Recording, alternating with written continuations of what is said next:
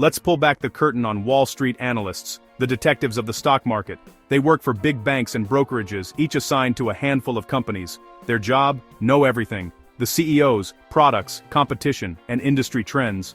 They dig deep, reading every report, listening to earnings calls and building complex financial models. Analysts talk to management, customers, and competitors, connecting the dots to predict a company's future. After all this research, they publish a report with their analysis and, most importantly, a rating. That rating, buy, hold, or sell, can move markets in an instant. It's their official call to action. Here's what I think you should do with this stock.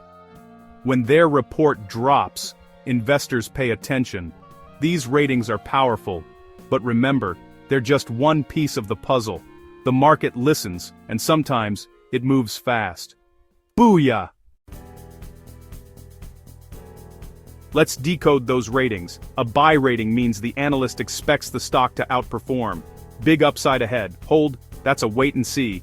The stock's fairly valued, so don't rush to buy or sell. Sell is the red flag. The analyst sees trouble and expects the stock to underperform.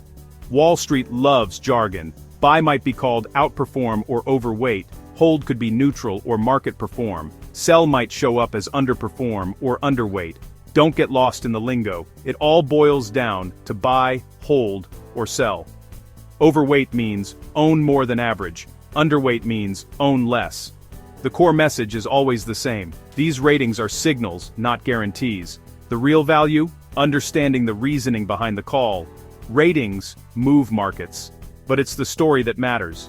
Learn to read between the lines. That's how you play the game. How do analysts decide on a rating? It starts with earnings. Are profits growing, beating expectations? They build financial models to forecast future growth, but numbers aren't everything. Analysts study management. Are they smart, trustworthy, and effective?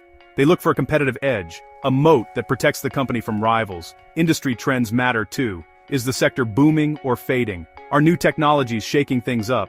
Analysts want the best house on the best block, not just a good company in a bad neighborhood. They crunch numbers to set a price target, where they think the stock will be in 12 to 18 months. If the target's much higher than today's price, it's a buy. If it's close, that's a hold. If it's lower, that's a sell. It's a mix of math, research, and gut instinct. The goal: spot winners, avoid losers. Their homework becomes your insight. Use it wisely. So, should you buy just because an analyst says so?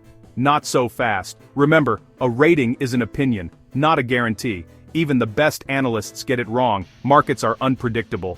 Plus, analysts can face conflicts of interest. Their firms might do business with the companies they cover.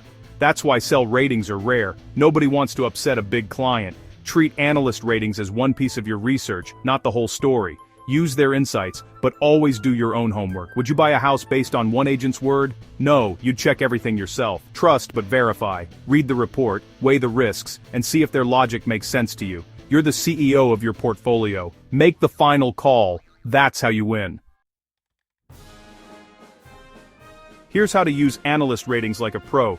Don't act on a single rating. Look for consensus among multiple analysts. When many experts agree, it's a stronger signal. Always read the report, not just the rating. The real value is in the reasoning. Pay attention to rating changes. Upgrades and downgrades often move markets more than a static rating. Use analyst reports to generate ideas and understand Wall Street's perspective.